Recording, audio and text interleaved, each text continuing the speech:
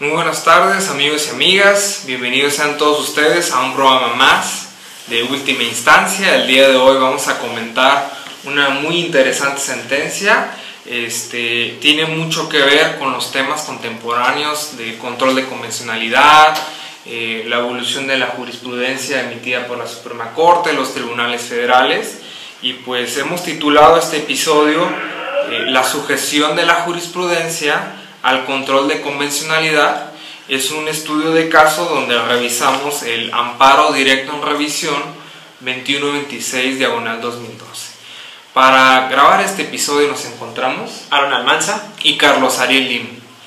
Pues bueno, vamos a empezar con el caso. Yo quisiera apuntar primero la historia procesal. No sé qué te parece, Aaron, si me permites empezar. Bueno, te conoces muy bien este asunto. Muy bien, muchas gracias. Pues fíjate que este asunto, en las primeras instancias, primero que nada, estamos hablando de un agente del Ministerio Público que actualmente, en ese momento, se dedicaba al cargo de delegado de la agencia del Ministerio Público, ¿no? Debido a unas notas periodísticas en donde se denuncia la corrupción de la corporación, se le inicia una investigación a él y a otros elementos. Se determina de manera muy premeditada que era responsable, ¿no?, por los actos de corrupción que se ven denunciado en esas notas.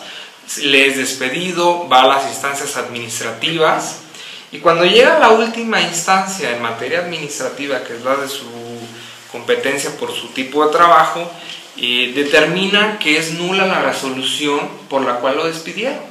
Sin embargo, le dicen una cosa, le dicen: tú no puedes ser reinstalado a tu trabajo, porque el artículo de la Constitución mexicana 123, en una de sus fracciones, dice que los elementos del Ministerio Público no pueden reinstalarse en su empleo, ¿no? Es una cláusula constitucional que no permite, y dice expresamente que no importa que haya sido de manera injustificada. Él acude al juicio de amparo, al juicio de garantías, y es donde tenemos este caso, ¿no? En el tribunal colegiado, él alega, pues, desde entrada, la reinstalación. Él argumenta que no le es aplicable ese artículo constitucional porque en su interpretación decía la palabra agente, ¿no?, que es verdad, ¿no? Si vamos al texto de la Constitución, empieza así, que dice: los agentes del Ministerio Público, peritos, miembros de instituciones policiales de la Federación, Distrito Federal y municipios, no podrán ser separados de sus cargos si no cumplieren con los requisitos que las leyes vigentes en el momento del acto señalaren para permanecer en dichas instituciones, o removidos por incurrir en responsabilidad en el desempeño de sus funciones. Aquí viene lo interesante. Si la autoridad jurisdiccional resolviere que la separación, remoción o baja, cese o cualquier otra forma de determinación del servicio fue injustificada, el Estado solo está obligado a pagar una indemnización. ¿Qué le dijeron todas las instancias? Que nada más tenía derecho a esa indemnización. Cuando él va al juicio de amparo, el tribunal colegiado le dice que es imposible su reinstalación, le da argumentos jurídicos bastante fuertes, ¿no?, porque él invoca tratados, y al final de cuentas le dice: no a tu reinstalación, no hay lugar. La Suprema Corte ya determinó jurisprudencia y no se puede. Ahora bien, tu caso tiene una peculiaridad, y eso es lo que nos interesa el día de hoy. Le dice: aquí la Constitución dice que te deben de indemnizar, pero las leyes bajo las cuales tú tienes el régimen laboral no determinan de manera certera cuál debe ser la cantidad de indemnización, ¿no? Es incierta. Yo en una investigación que realizo me dedico a buscar, ¿no?, fuentes, si realmente no había, ¿no? Este caso es de Nuevo León, voy a toda la legislación de Nuevo León, yo no encontré ninguna norma jurídica ni ningún antecedente que determinara de manera concreta las prestaciones. ¿Qué dice el Tribunal Colegiado de Circuito? Dice algo muy puntual. Dice: aquí tú no tienes determinadas tus prestaciones, sin embargo, otro tipo de trabajadores que están reglamentados en la Constitución sí tienen, y tienen una ley especial, que es la Ley Federal del Trabajo, y determina las prestaciones de manera textual: 3 meses de salario, vacaciones, aguinaldo y otras más. Entonces él aquí encuentra que hay una convención, que es la convención relativa a la discriminación en materia de empleo y ocupación, que firmó México a través de la Organización Internacional del Trabajo, y alega la cuestión de discriminación. Dice: a un elemento del Estado, ¿no?, a los cuerpos policiales, no le estás determinando, en caso de ser despedido, su derecho a indemnización, y a una persona que está bajo otro régimen sí. Aquí hay una disparidad. Obviamente nos va a decir que las ramas del derecho de las cuales están reglamentadas ambas profesiones son diferentes, no tienen relación, no hay supletoriedad. Sin embargo, dice que hay un trato desigual a dos personas. Entonces, este es el caso, y hay una cuestión muy interesante. Colegiado se encuentra con una jurisprudencia de la segunda sala que dice que por ningún motivo se pueden voltear a ver los preceptos de la Ley Federal del Trabajo.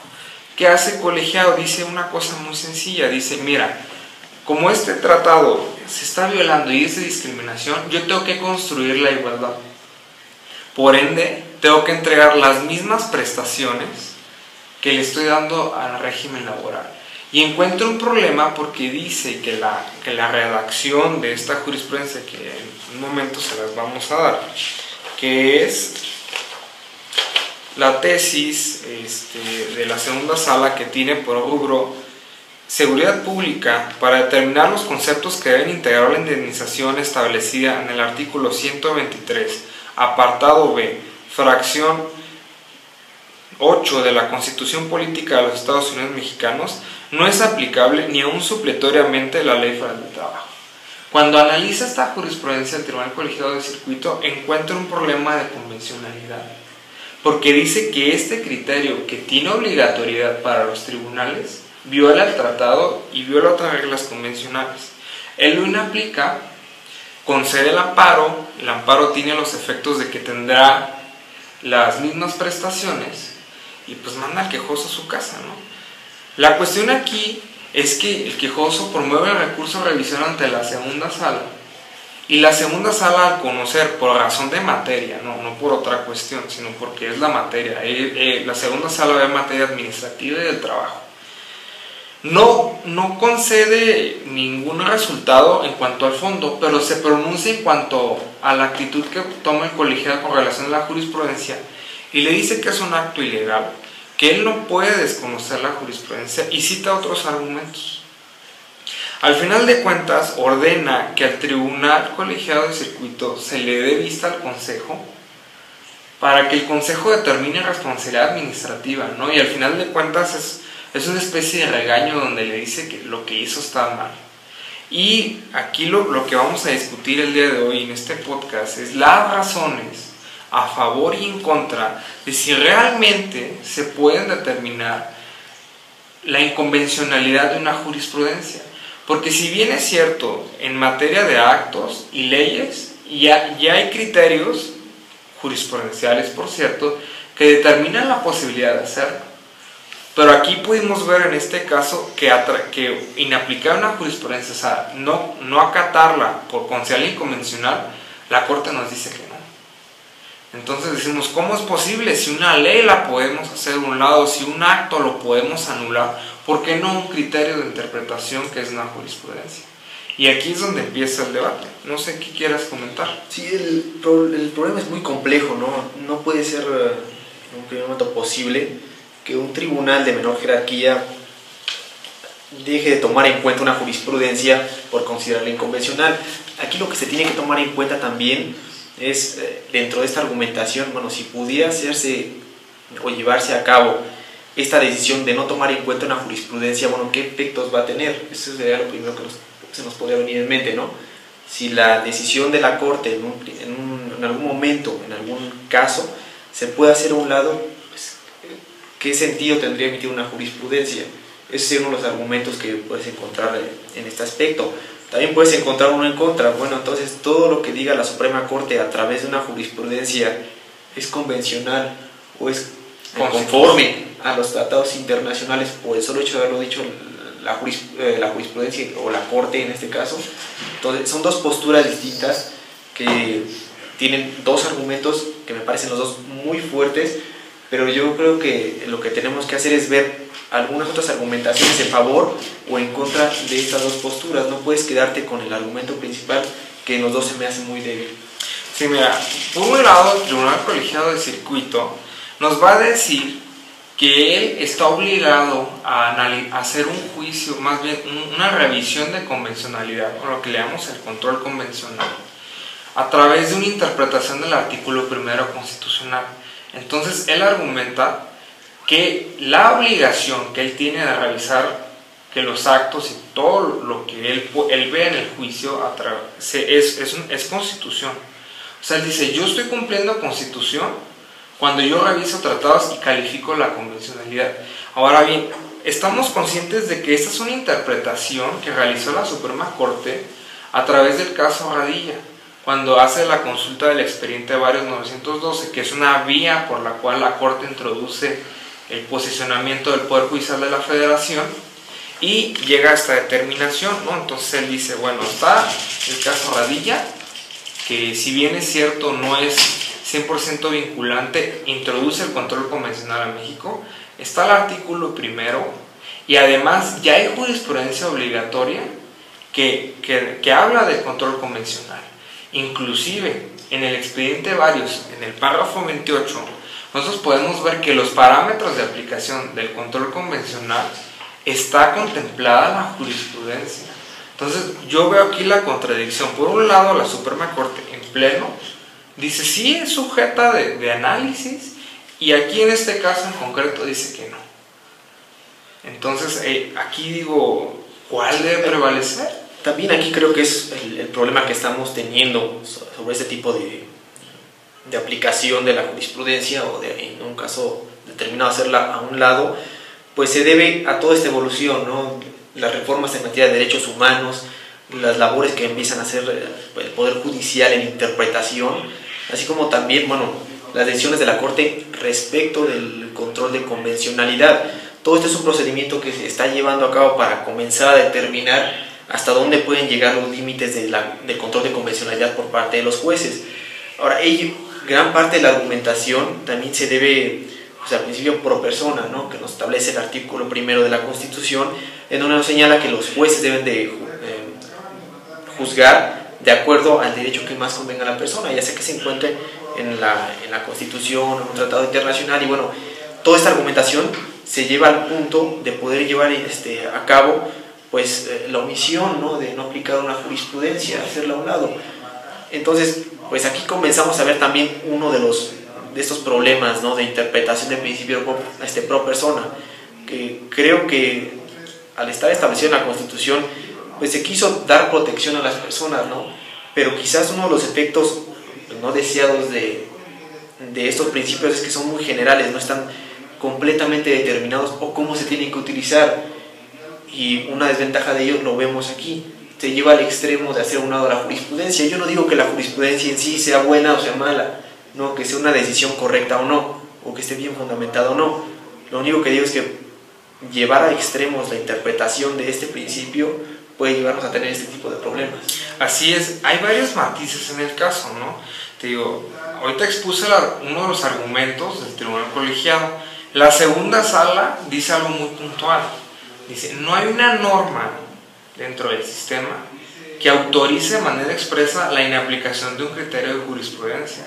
Al contrario, la ley de amparo reglamenta de manera muy puntual en los términos que va a ser obligatoria, ¿no? Entonces hace en sentencia la cita del artículo, le explica la obligatoriedad y le dice que no hay ninguna manera de que no la pueda conocer, más bien de que no la pueda aplicar, salvo las propias excepciones de la ley de amparo, que sería que la jurisprudencia esté sustentada en un artículo derogado, por ejemplo, un artículo reformado, o que haya perdido vigencia por otra nueva, ¿no? Que la haya anulado. Y le dice, no estás en ninguno de los supuestos, por lo tanto tú debiste haberlo aplicado sin cuestionar. Y cita otra cuestión, dice, este criterio, el cual tú consideras que no permite poder hacer ese equilibrio conforme a la convención, fue emitido después de las reformas de 2011. Y el argumento que usa es: yo no pude haber desconocido, siendo tribunal constitucional, el contenido y fin de la reforma. Ahora bien, yo considero que ese argumento hasta cierto grado es de autoridad. ¿Por qué? Porque le dices: obvio que yo conozco la Constitución y no pude haber ido en contra de ella. Sí, pero cuando uno hace la revisión del texto constitucional nuevo, este criterio, los parámetros en los que se aplica convencionalidad, para mí, es una opinión muy personal, creo que el criterio sí debe ser inaplicado. Ahora bien, no nos adelantemos a hacer un juicio, no, creo que hay que seguir avanzando los argumentos. La segunda sala le dice: ¿sabes cuál es otra de las consecuencias de que tú hagas un criterio? Violas dos principios constitucionales: seguridad jurídica y legalidad. ¿Sí? ¿Por qué? Porque no hay nada cierto. ¿Sí? La jurisprudencia se establece para determinar casos concretos y que no hay un panorama difuminado. Aquí está el esclarecimiento de una laguna. ¿Sí? Lo que tú haces es lo quitas y pones otro criterio, el cual yo no sé para qué lo haces, ¿no? Si yo estoy determinando esa certeza que necesitan las personas.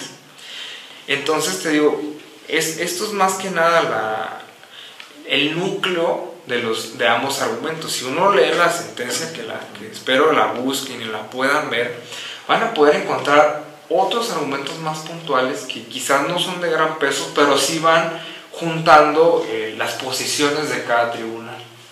Sí, como te mencionaba, ¿no? Esto es parte de un procedimiento que comienza a darse para saber cómo vamos a utilizar nuestro procedimiento de control de convencionalidad. Si bien la Suprema Corte señala que cualquier juez puede hacerla, comenzamos a ver cuáles son las restricciones. En estos casos no puede hacer a un lado la jurisprudencia, porque, como mencionas correctamente, se quita seguridad jurídica, ¿no? Le quitas el sentido a la jurisprudencia. ¿Qué sentido tiene que la Suprema Corte emita una decisión que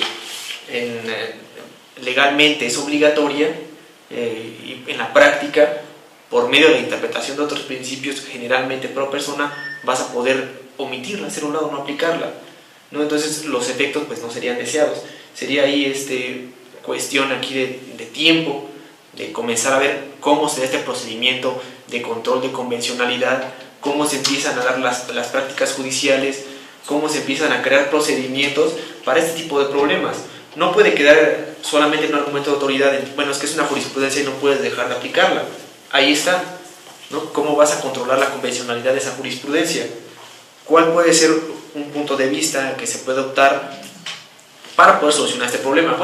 Crear procedimientos en los cuales los tribunales quizás pongan a disposición de la misma Suprema Corte la jurisprudencia para que hagan una revisión.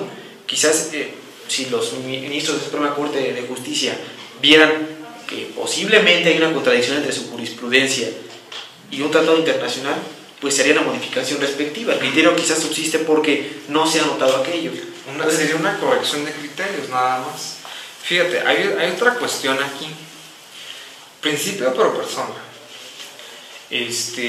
La figura de jurisprudencia como institución jurídica, las cuestiones de legalidad y seguridad jurídica, todos están en el orden constitucional. Tienen una misma jerarquía. Entonces tú no los puedes excluir por razón de grado.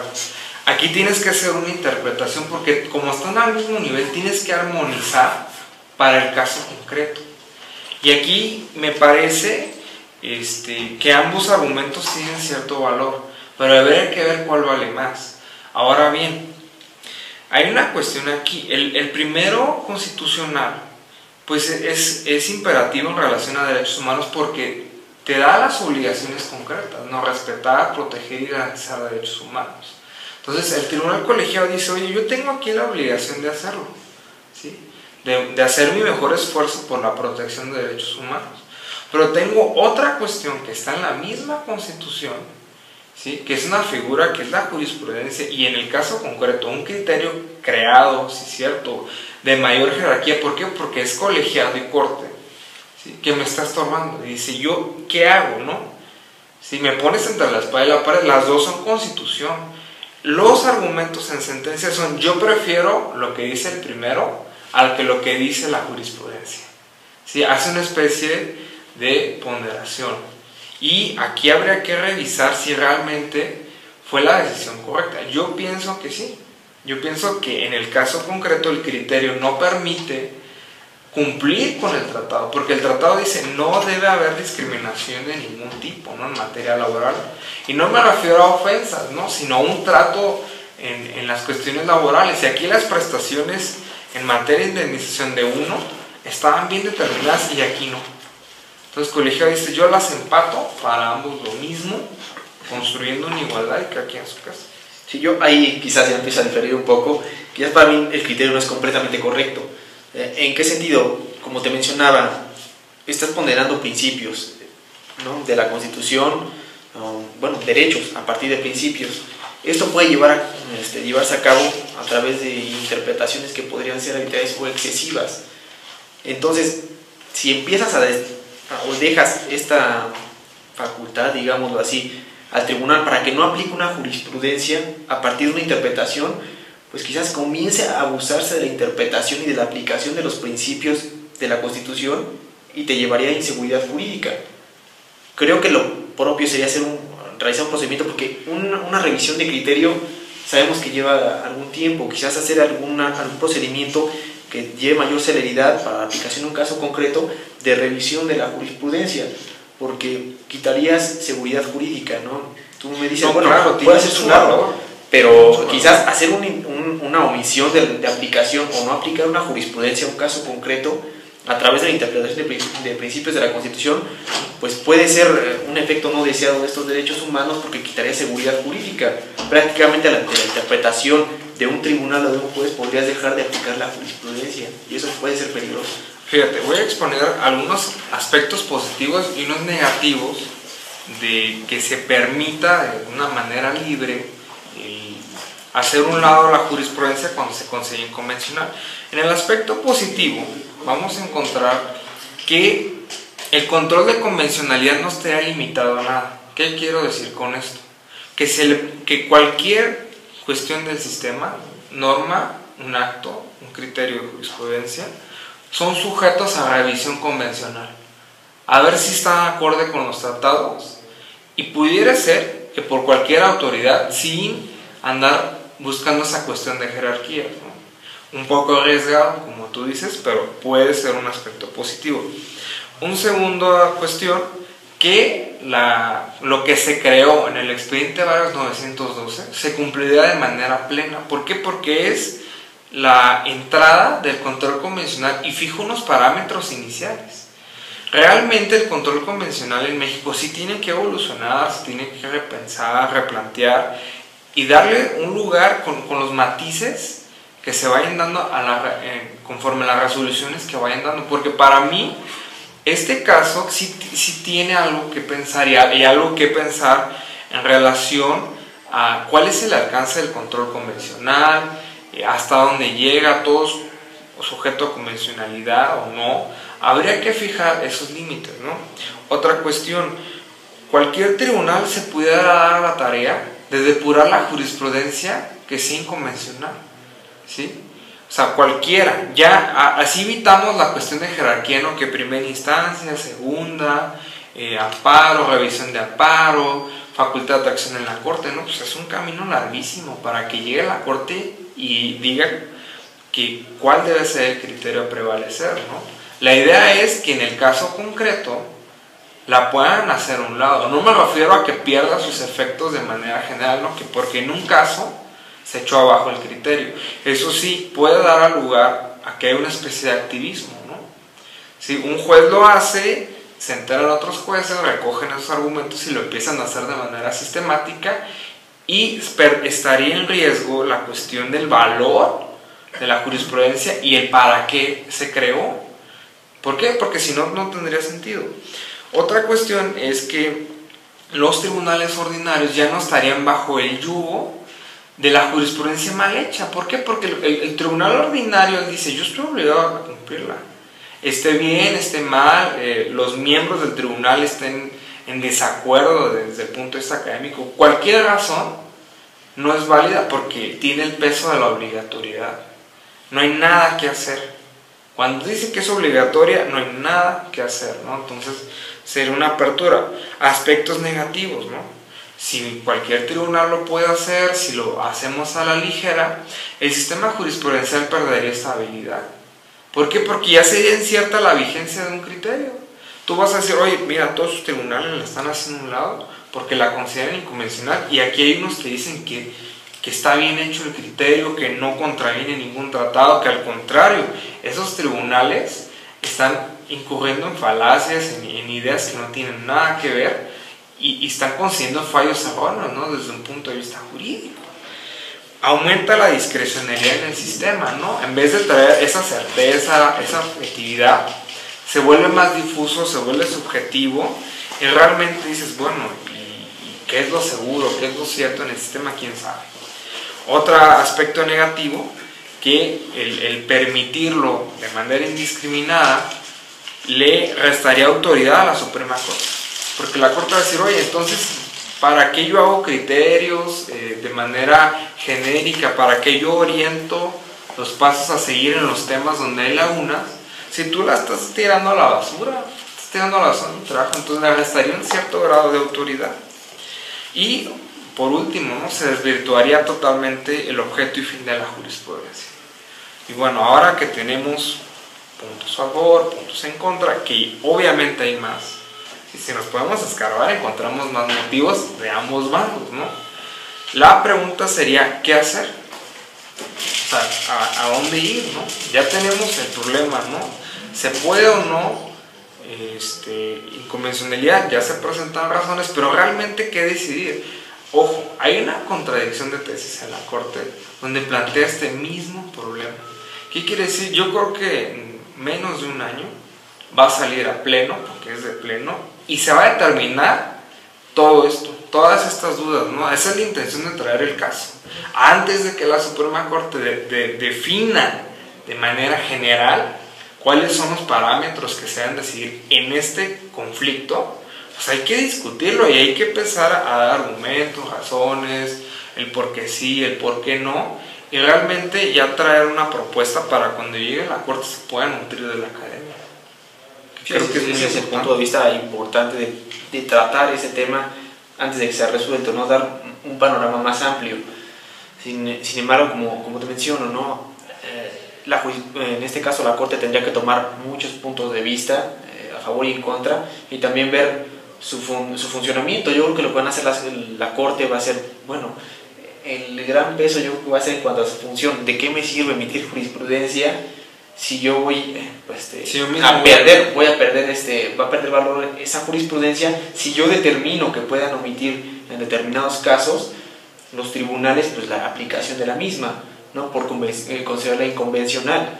Entonces lo que seguramente podría hacer es determinar solamente pues algún tipo de procedimiento en el que la misma Corte pues controle ese tipo de revisiones de alguna forma específica, no necesariamente por la revisión, sino si estás dentro de un asunto y sabes que posiblemente tienes este problema, bueno, que inmediatamente avise el tribunal y se le dé respuesta inmediata para saber si puede haber un cambio o puede prevalecer la jurisprudencia. Sí, de hecho, en materia jurisprudencial sí existe el mecanismo para denunciar un criterio. En la ley de amparo está bien reglamentado de que un tribunal, cuando encuentra que hay dos criterios discordantes, denuncia su contradicción y vía contradicción de tesis se resuelve el problema. Esa es una vía. Dos, la solicitud de modificación de una jurisprudencia ya creada tiene un defecto para mí.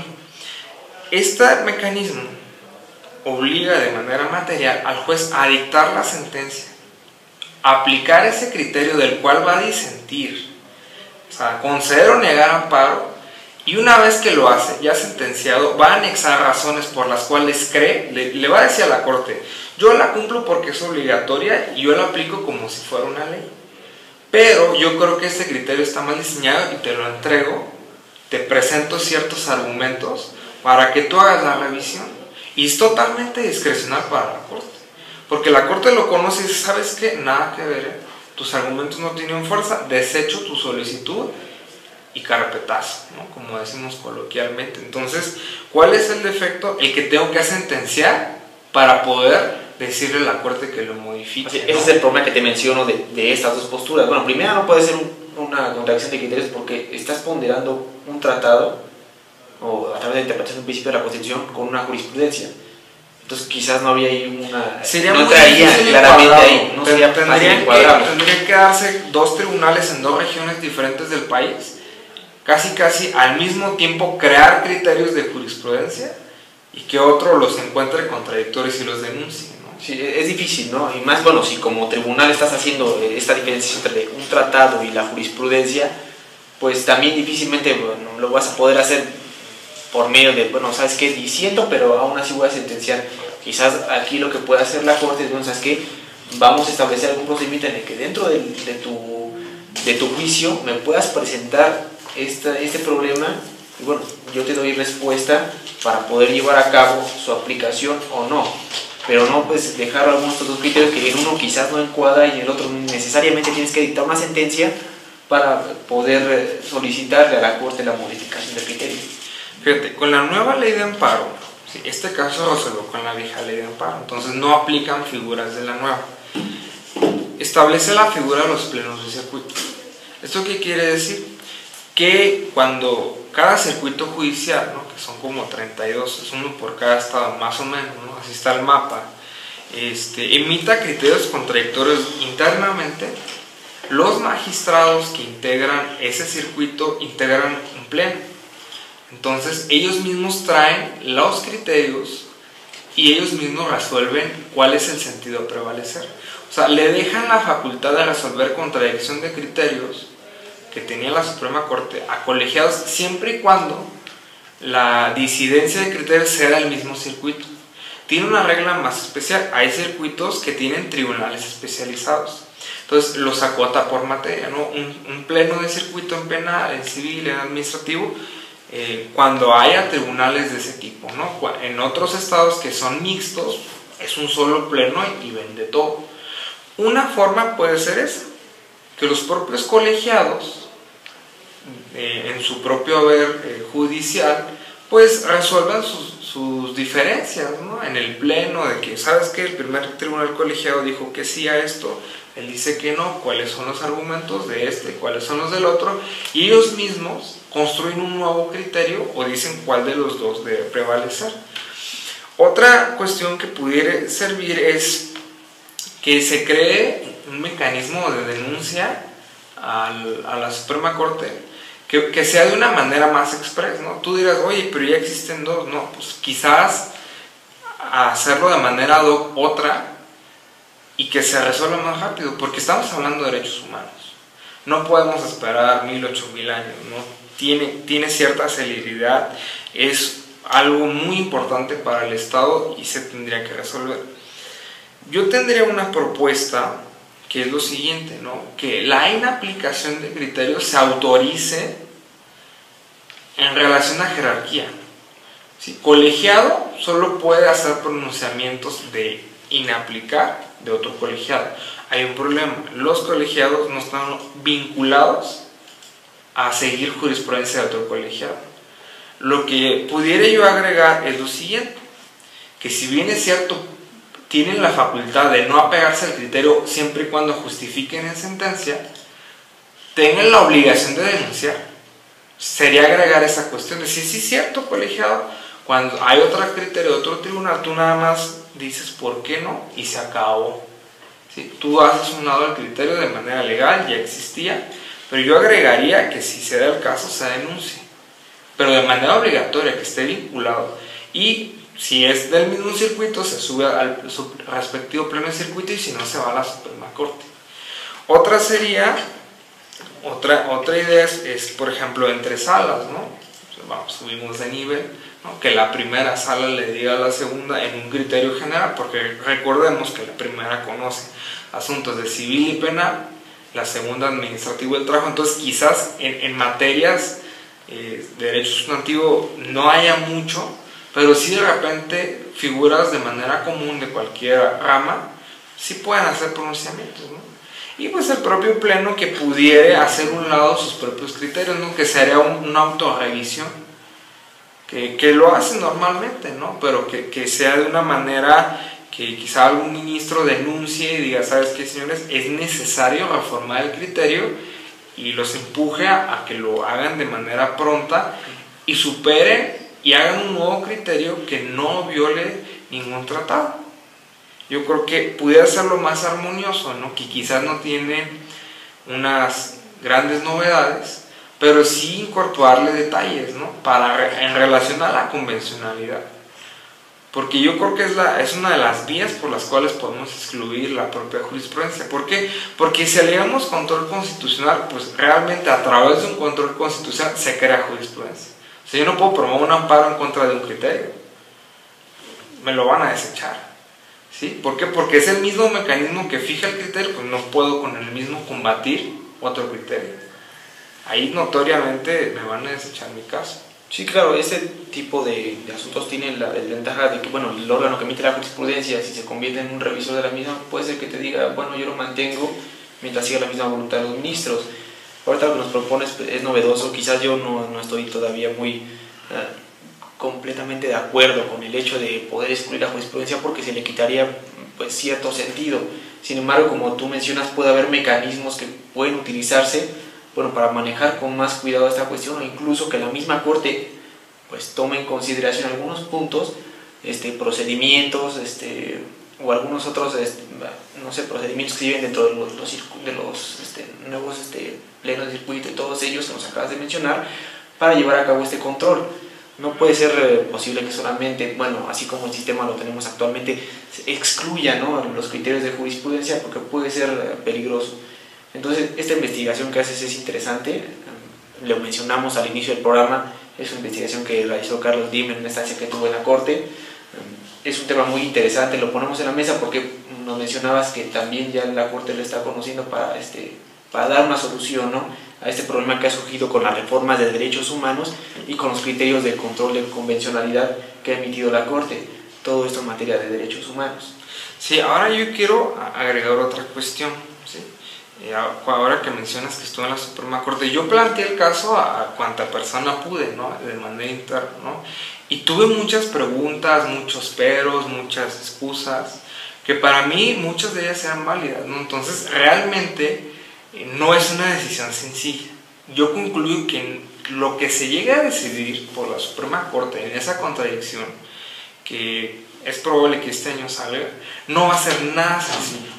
A mí me parece que va a haber un buen debate porque tiene matices muy, muy específicos que hay que ir resolviendo, ¿no? Porque envuelve muchas cosas.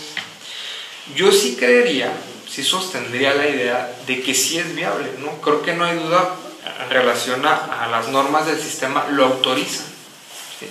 Lo que está en discusión para mí son los efectos, ¿sí? Si lo hago de manera indiscriminada, ve todas las consecuencias negativas que expusimos, ¿no? Pudiera tener cosas positivas, pero a la hora de poner las cosas en la balanza dices, oye, ¿sabes qué? Creo que sale más caro el caldo que las albóndigas, ¿no? Sí, efectivamente no es nada, sobre eso no estamos discutiendo sobre si se puede o no se puede. Bueno, vemos que legalmente se puede. El problema son lo que discutimos, los efectos que puede tener este tipo de interpretación, esta aplicación de esto que nos permite la ley. Ahora bien, hay una contradicción de tesis que acaba de resolver el Pleno, que viene a cambiar el panorama de estas ideas, que es la contradicción de tesis 293/2011, donde la Suprema Corte se posicionó en dos temas, ¿no? La jerarquía normativa de los tratados internacionales en materia de derechos humanos y la vinculatoriedad de las sentencias, que también son jurisprudencia, de la Corte Interamericana de Derechos Humanos, porque ahí realmente está la evolución de los derechos convencionales. La Suprema Corte decidió algo que también implica mucha reflexión, mucha discusión, y que realmente lo vamos a hacer en otro podcast porque es una decisión muy pesada y habrá que prepararse para discutirla, que cuando la Constitución establezca una cláusula, ya sea una restricción, una limitante textual, se debe respetar. ¿Qué quiere decir? Si la Constitución, y voy a poner el ejemplo, ¿no?, dice que para ciertas cuestiones penales se pueda arraigar, ¿sí?, y una convención te diga que eso es totalmente violatorio de derechos humanos, debes de preferir esa regla constitucional, porque el legislador tiene una causa bastante justificada de por qué la tiene en la Constitución. Entonces dices, oye, entonces ¿qué va a pasar en todos aquellos defectos de la Constitución o reglas que limitan? Van a quedar vigentes, ¿no? Yo tengo el temor, es algo que aún tengo que trabajar, de si la jurisprudencia la van a incluir dentro de estas reglas. ¿Por qué? Porque en la Constitución dice de manera textual que la jurisprudencia es una institución vinculante. Y dice, la ley de amparo determinará las reglas de cuándo sí y cuándo no, los matices, pues, pero da la presunción de obligatoriedad. Entonces, es lo que dijimos, ¿qué pasa? Ya dije, actos y leyes se dice que sí, no se discute, pero si queda con este peso, la jurisprudencia va a ser la señora ley y no va a haber nada que discutirle y no se la va a poder atacar. No creo que tome esa postura, conociendo el trabajo que ha hecho la Suprema Corte, pero sí puede cargar ciertos matices a revestirla y hacer muy difícil el mecanismo para echar abajo un criterio inconvencional. Otra propuesta que se me planteó y me parece muy razonable es de que se permita de manera libre o con ciertos matices de libertad todos los criterios creados antes de la entrada en vigor de la reforma 2011, porque esos criterios se elaboran con el viejo texto constitucional. Entonces, cuando entra la reforma, obviamente va a haber criterios que no estén 100% con la reforma. Entonces se me ha propuesto que decir, mira, ya sabes qué, del 2011 para atrás, pues cualquier tribunal, ¿no?, que haga su pronunciamiento, justifique, que diga, ya no atiende a la reforma, por lo tanto no la sigue. Pero aquí la Corte, en este caso, es una jurisprudencia posterior. Ya había reforma de derechos humanos. Esta tesis, se emite a los 3-4 meses de la entrada en vigor. Entonces la Corte dice, yo no pude desconocer el nuevo contenido constitucional. ¿Sí? Cuando yo hago el estudio, a mi parecer, es un juicio personal, creo yo que no fue una decisión ajustada a los tratados, ni a las nuevas reglas constitucionales. Para mí la Suprema Corte debió haber dicho que está en un proceso de evolución, de crecimiento, o sea, que se está adaptando a la reforma, y decirle, sí, yo en ese momento creí, sostuve y di razones para decir que esto era ajustado con la Constitución y las convenciones. Hoy encuentro que no, pues con toda la humildad del mundo la modifico, ¿no? Porque internamente tiene mecanismos para ella misma modificar sus criterios. ¿Sí? Y aquí vimos que hubo una cuestión de autoridad, que se respeta, la Corte está para eso, ¿sí? Pero yo hasta el día de hoy no he visto que este criterio se haya solicitado la modificación. Al contrario, se sostiene que es constitucional y convencional. Entonces aquí habría que ver si a alguien de los abogados le plantea a la Suprema Corte modificarla, ¿no? Porque sí, bueno, en mi juicio yo concluyo que ese criterio en este caso no es conforme a la reforma ni a las convenciones. Sí, aquí es adentrarnos un poco más a argumentos más de fondo, no dejarlo en el argumento de autoridad, del que bueno, la jurisprudencia es obligatoria y es emitida por la Suprema Corte y tiene que respetarse, tienen que darse otros argumentos para respaldar que siga de esa forma, o como mencionas, pues realizar un procedimiento, o en este caso la jurisprudencia tiene que tomar, la Suprema Corte tiene que tomar una decisión para saber cuáles son los mecanismos para poder o hacerlo a un lado, o que sea necesario y obligatorio por lo menos revisar los criterios a la Suprema Corte cuando le es planteado por un tribunal dando argumentos, ¿no? Entonces, bueno, este tema es muy polémico, es muy interesante. Pues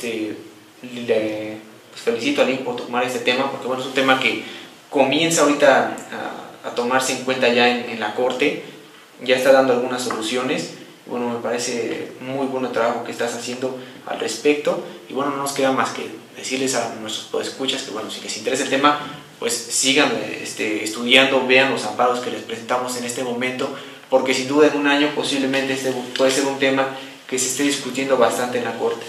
Así es, les repetimos los expedientes. El que integró el colegiado es el amparo directo 76/2012, el primer tribunal colegiado en materia administrativa del Cuarto Circuito en Nuevo León, y el cuadernillo de revisión que se titula Amparo Directo en Revisión 2126/2012 lo integró la segunda sala de la Suprema Corte, ¿no? Estos expedientes, si los pudieran obtener vía transparencia, ¿no? Me parece que están publicados para que se pueda descargar por el público si no hay un mecanismo para solicitarlos y se los entreguen con datos censurados. Obviamente yo nunca tuve acceso a los datos privados porque es muy estricta la Corte y no se puede, nadie tiene acceso a ello, salvo casos muy justificados. Y pues les comento, los invito a reflexionar el tema. Es un primer acercamiento, ¿sí? No vengo a presentar una solución absoluta y que lo que yo diga debe ser eternamente, ¿no? Creo que vengo a problematizar el caso. Creo que es algo muy interesante y es de interés de todos porque tanto en los tribunales como los litigantes hacen uso de la jurisprudencia, ¿no? Entonces vemos que en los pasillos, ¿no? Los abogados dicen: es que esta jurisprudencia no estoy de acuerdo con su contenido, para mí está mal, para mí restringe un derecho. Pues habría que abrir el debate de en qué casos se puede cuestionar vía legal, no una vía de disidencias personales que no me gustó, sino ya una vía legal y decirle a los tribunales: es necesario que modifiques tus criterios porque son vinculantes y realmente no se ajustan a los principios constitucionales ni mucho menos a convenciones, y te vas a meter en problemas porque si no lo corriges es probable que te lleven a Corte Interamericana. Entonces estas son las reflexiones, pues no hay nada más que decir. Los invito a seguir el proyecto, pónganse a leer un poquito más del tema. Yo sigo investigando el caso porque no he acabado la investigación de manera profunda. Creo que hay reflexiones más profundas que debo hacer y pues si alguien pudiera aportar algo, pues comenten en las páginas cuando se publique el episodio también, ¿no? Una manera de convivir con nuestros podescuchas, ¿no? Que ellos nos den su opinión.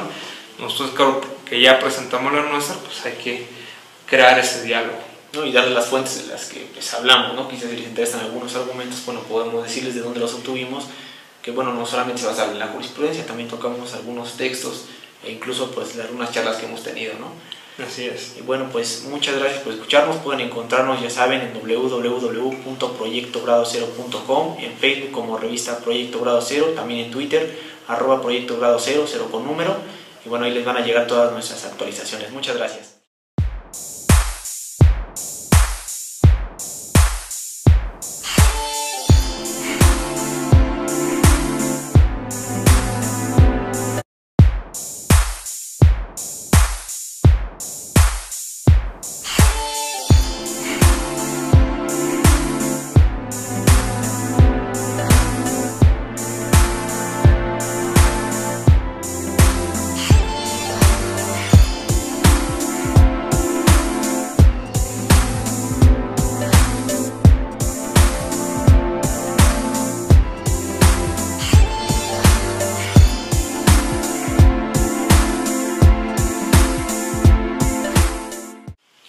Muy buenas tardes amigos y amigas, bienvenidos sean todos ustedes a un programa más de Última Instancia. El día de hoy vamos a comentar una muy interesante sentencia. Tiene mucho que ver con los temas contemporáneos de control de convencionalidad, la evolución de la jurisprudencia emitida por la Suprema Corte, los tribunales federales, y pues hemos titulado este episodio La sujeción de la jurisprudencia al control de convencionalidad. Es un estudio de caso donde revisamos el amparo directo en revisión 2126/2012. Para grabar este episodio nos encontramos Aaron Almanza y Carlos Ariel Lim. Pues bueno, vamos a empezar con el caso. Yo quisiera apuntar primero la historia procesal, que no importa que haya sido de manera injustificada. Él acude al juicio de amparo, al juicio de garantías, y es donde tenemos este caso, ¿no? En el tribunal colegiado, él alega, pues desde entrada, la reinstalación.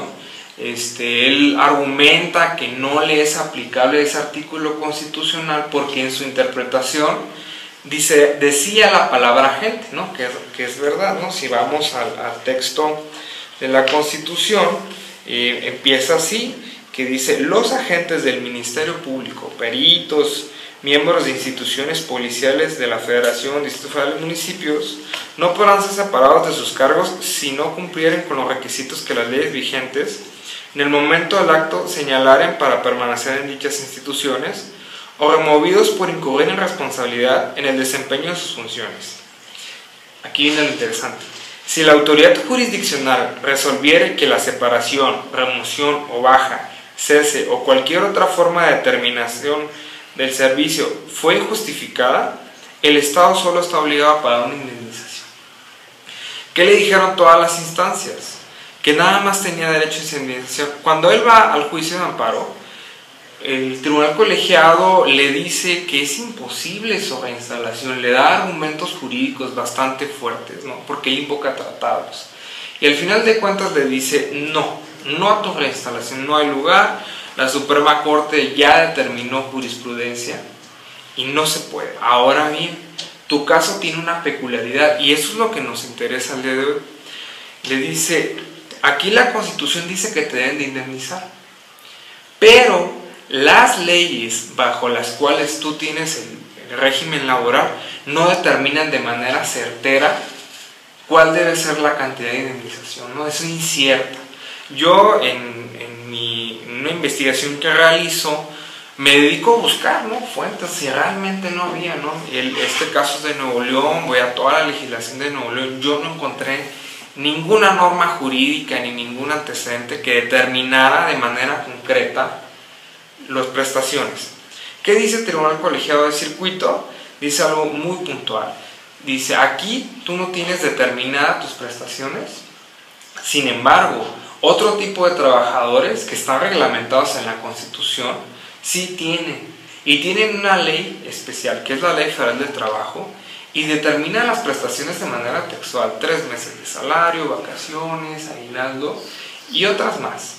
Entonces él aquí encuentra que hay una convención, que es la convención relativa a la discriminación en materia de empleo y ocupación, que firmó México a través de la Organización Internacional del Trabajo, y alega la cuestión de discriminación.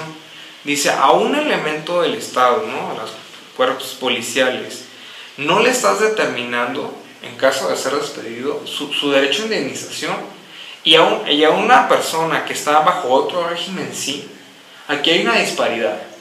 Obviamente nos va a decir que las ramas del derecho de las cuales están reglamentadas ambas profesiones son diferentes, no tienen relación, no hay supletoriedad. Sin embargo, dice que hay un trato desigual a dos personas. Entonces, este es el caso, y hay una cuestión muy interesante. Colegiado se encuentra con una jurisprudencia de la segunda sala que dice que por ningún motivo se pueden voltear a ver los preceptos de la Ley Federal del Trabajo. ¿Qué hace Colegiado? Dice una cosa muy sencilla. Dice: mira, como este tratado se está violando y es de discriminación, yo tengo que construir la igualdad. Por ende, tengo que entregar las mismas prestaciones que le estoy dando al régimen laboral. Y encuentro un problema porque dice que la redacción de esta jurisprudencia, que en un momento se las vamos a dar, que es, no sé qué te parece, Carlos, si me permites empezar. Bueno, te conoces muy bien este asunto. Muy bien, muchas gracias. Pues fíjate que este asunto, en las primeras instancias, primero que nada, estamos hablando de un de un agente del Ministerio Público que actualmente, en ese momento, se dedicaba al cargo de delegado de la agencia del Ministerio Público, ¿no? Debido a unas notas periodísticas en donde se denuncia la corrupción de la corporación, se le inicia una investigación a él y a otros elementos. Se determina de manera muy premeditada que era responsable, ¿no?, por los actos de corrupción que se habían denunciado en esas notas. Le es despedido, va a las instancias administrativas, y cuando llega a la última instancia en materia administrativa, que es la de su competencia por su tipo de trabajo, determina que es nula la resolución por la cual lo despidieron. Sin embargo, le dicen una cosa, le dicen, tú no puedes ser reinstalado a tu trabajo, porque el artículo de la Constitución mexicana, 123, en una de sus fracciones dice que los elementos del Ministerio Público no pueden reinstalarse en su empleo, ¿no? Es una cláusula constitucional que no permite, y dice expresamente